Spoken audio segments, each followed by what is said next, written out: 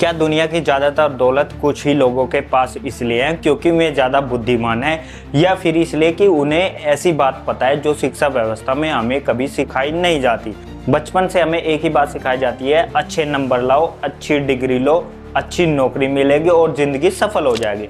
लेकिन अगर यह फार्मूला इतना ही सही होता तो हर साल करोड़ों ग्रेजुएट होने के बाद भी बेरोजगारी और आर्थिक संघर्ष क्यों बढ़ रहे होते।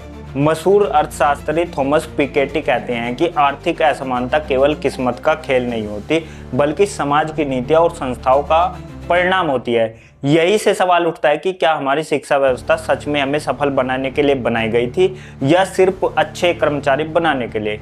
इस सवाल का जवाब हमें लगभग 200 साल पीछे प्रुशिया यानी आज के जर्मनी से मिलता है। नेपोलियन से हारने के बाद वहां ऐसी शिक्षा व्यवस्था बनाई गई जिसका उद्देश्य था अनुशासित, आदेश मानने वाले और राज्य के प्रति वफादार नागरिक तैयार करना। सभी के लिए एक जैसा पाठ्यक्रम, एक जैसी परीक्षा, घंटी के हिसाब से चलने वाले स्कूल और तय नियम। यहीं से आधुनिक फैक्ट्री मॉडल शिक्षा की शुरुआत हुई। फिर औद्योगिक क्रांति आई। कारखानों को ऐसे कर्मचारी की जरूरत थी जो समय पर आए, नियम माने और बिना सवाल किए काम करे। धीरे धीरे यही मॉडल अमेरिका और फिर पूरी दुनिया में फैल गया। मशहूर शिक्षक जॉन टेलर गाटो कहते हैं कि स्कूल सिर्फ विषय नहीं पढ़ाते, वे बच्चों को आदेश मानना भी सिखाते हैं।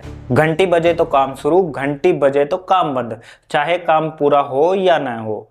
यही से एक और सवाल पैदा हो, क्या स्कूल हमारी रचनात्मक भी कम कर देते हैं। शिक्षाविद सर केन रॉबिन्स का मानना है कि हर बच्चा जन्म से रचनात्मक होता है, लेकिन शिक्षा व्यवस्था धीरे धीरे उनकी कल्पना शक्ति को सीमित कर देती है, क्योंकि यह सिस्टम अलग सोचने वालों से ज्यादा नियम बनाने वालों को प्रस्तुत करता है। सबसे बड़ी विडंबना यह है कि हम 15 से 20 साल पढ़ाई करते हैं, लेकिन स्कूल हमें शायद ही कभी सिखाते हैं कि पैसा कैसा कमाया जाए, निवेश कैसे किया जाए, टैक्स कैसे कम होता है, या महंगाई हमारी बचत को कैसे प्रभावित करती है।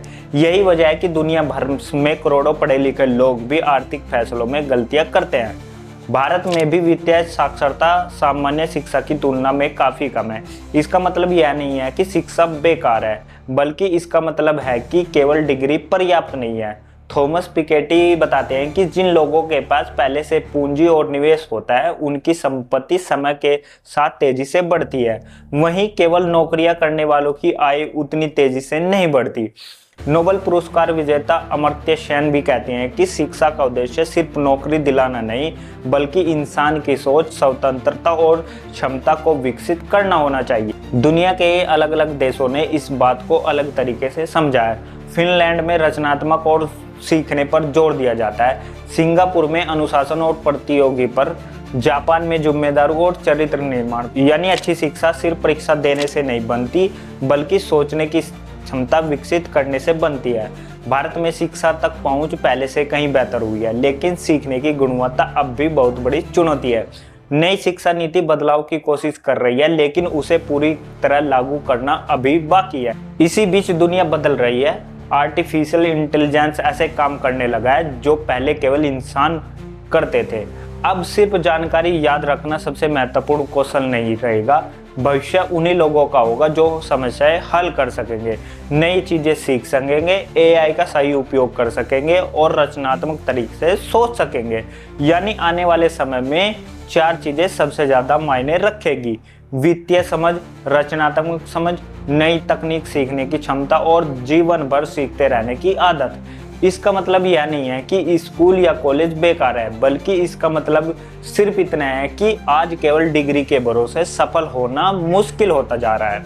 अगर आपको आगे बढ़ना है तो अपनी शिक्षा की जिम्मेदारी खुद लेनी होगी। नई स्किल सीखिए, पैसे को समझिए, सवाल पूछिए और बदलती दुनिया के साथ खुद को लगातार बदलते रहिए। याद रखिए, डिग्री आपकी शुरुआत हो सकती है, लेकिन आपकी मंजिल नहीं। असली शिक्षा वह है जो किताब बंद होने के बाद भी आपके साथ रहती है।